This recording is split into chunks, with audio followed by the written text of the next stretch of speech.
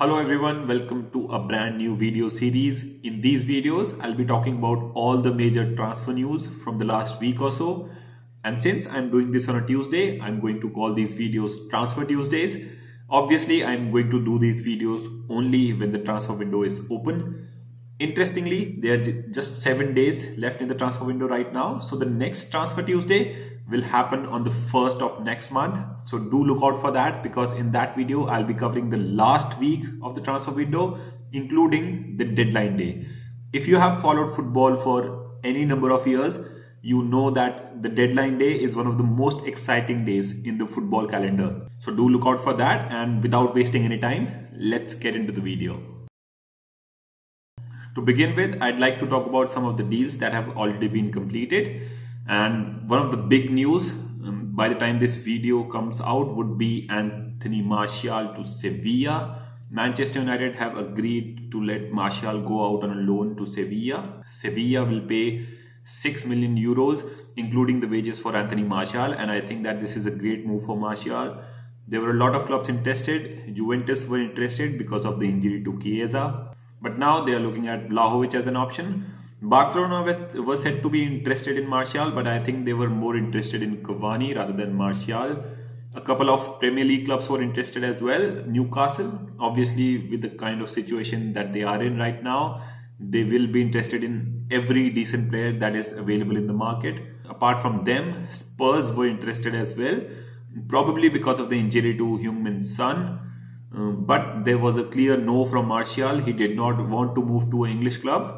The reason behind that, I guess, is that the chapter for Martial at Manchester United, I don't think that it is over yet, because obviously we will not have Cavani next season. And I say we because I am a Manchester United fan as well. So we will not have Cavani next season. And if United do not get top 4, I don't think that there's any way that Cristiano Ronaldo will decide to stay at Manchester United as well. So if we do not have Ronaldo and Cavani in the team, I think that Anthony Martial could be the man to lead the line at Manchester United. Apart from this, some of the transfers that everybody, I guess, knows about is Ferran Torres to Barcelona. I'd not talk much about that. Trippier to Newcastle is also a deal almost everybody would know about. Chris Wood from Burnley has also made his way to Newcastle. Luca Digne, a player I thought will definitely move to Chelsea, has made his move to Aston Villa. Aston Villa have also got a hold of Coutinho on a loan. They have acted like a proper big club. There are also rumors that Aston Villa might go for Luis Suarez as well. And if they do get this, I don't think it is possible, but if they do get this, it will be ridiculous. And this team having Suarez, Watkins and Ings as attacking options, Digne and Cash on the wing, and then Buendia, Ramsey and Coutinho behind them. I think if Aston Villa go for a proper defender or a defensive midfield option in the next window, this is a team that can definitely challenge for one of those European spots. Now getting to the deals that have not yet happened but are very likely to happen in the next few days. And on the top of this is Adama Traore to Tottenham Hotspur. Spurs and Antonio Conte, both of them, they are very interested in signing Adama Traore. Bruno Lage, the Wolves manager, is not interested in letting him go, but since Adama Traore is out of contract at the end of the season, I don't think that Wolves would mind letting him go. And once Spurs do have them, I think that this attack of Harry Kane, Heung-min Son and Adama Traore, this is going to be the scariest counter-attacking side, counter-attacking trio on the paper. Last season, we clearly saw how good the distribution of Harry Kane is.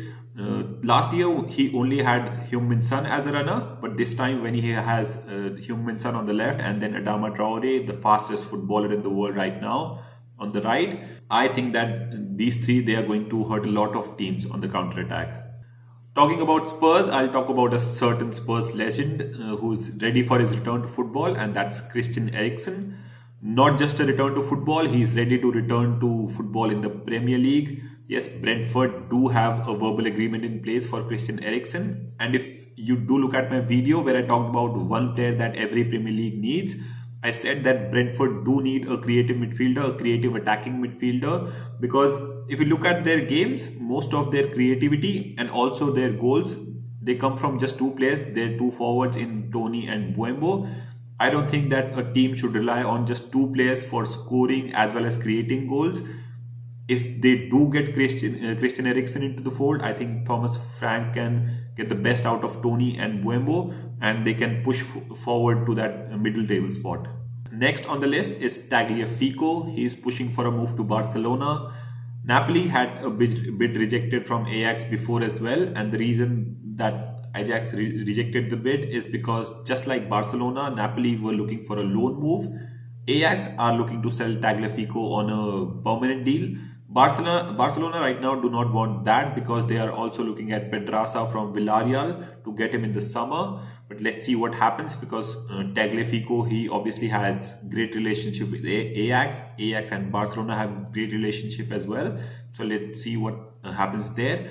Also, Barcelona are looking at Cesar Azpilicueta, not right now, but in the summer at the end of the season when he is a free agent. Also, Barcelona fans stay very active at the end of the season in that Twitter space because I think that Barcelona could be one of the most active teams in the next transfer window because they have that financial problem. They will not be able to sign players from other teams right now, but in the summer they can surely get a lot of free agents. Well, talking about Barcelona, let's talk about Ousmane Dembele. A very interesting situation is developing here. About a couple of weeks ago, there were news that Barcelona is going to offer Dembele a new contract and Dembele is going to sign that. Dembele even came out with an Instagram story with the Barcelona logo and it was all set for Barcelona to give him a new contract and sign him on a long deal. But then all of a sudden, there were rumors about Newcastle offering Dembele a huge contract in the summer just in case they are able to avoid relegation. These were said to be plain rumors, but then a couple of days later, Dembele refuses to sign a new contract with Barcelona. He says that he will leave the club for a free in the summer.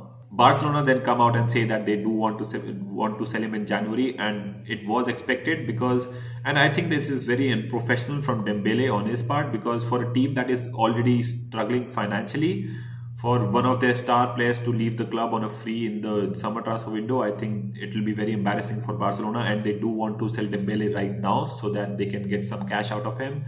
There were news that Chelsea are interested, but nothing has developed there. So keep your eyes on that situation. Dembele might be leaving Barcelona in the coming few days. Now I'll talk about Vlahovic, and the situation surrounding Vlahovic is getting interesting day by day. I think Arsenal could end up being embarrassed because they had talks with Fiorentina regarding Vlahovic. They did not have any contact with the agent, but they did have contact with the club. Now Juventus have come into the fold. They are going to bid for Vlahovic, and I think that if I was Vlahovic, I would surely go with Juventus in this situation. Personally, I always want the big players to come to the biggest league in the world, the Premier League. I am a big Premier League fan. But just imagine if you are Vlahovic, you can either take up a new challenge and go to Arsenal, to Premier League, a league where a lot of Serie A strikers who have been massively successful in Italy, they have come to England and struggled, the likes of Morata, Lukaku. Or you can decide to stay in Italy and play for one of the most successful clubs in Italy, in Juventus. You can score a lot of goals, you can break records, and then you can obviously play in the Champions League as well. So for me, it's pretty obvious what Vlahovic will choose. So let's see what happens in the coming few days. Maybe Vlahovic wants a new challenge, wants to come to the Premier League. Nobody knows. But by the looks of it, Vlahovic is on his way to Juventus, and Arsenal may end up getting embarrassed. But one player that could definitely be on his way to the Premier League is Julian Alvarez. Manchester United was said to be interested in him during the beginning of the transfer window, but they have never made an approach for him. They were never interested. It is Manchester City who's interested, and I think that it could be a great move for Julian Alvarez as well. He may not be coming here in this transfer window, but we could definitely see him coming here in the next transfer window. Next, talking about Tanguy and Ndombele, he could be on his way out of Spurs. He's heavily out of favor under Antonio Conte and Mauricio Pochettino. The manager who brought him to the Premier League wants him in the PSG squad. Personally, I don't think that it could be a great signing for PSG because if anybody who has analyzed PSG, one problem that they do identify is the lack of pressure from the attacking players.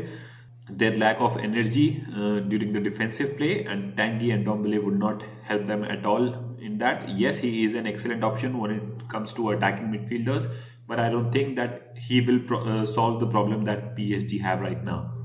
To end it all, I'd like to talk about two transfer rumors that I feel are ridiculous to even think about. One of them is Mario Balotelli to Newcastle. I don't think that Balotelli has it in him right now.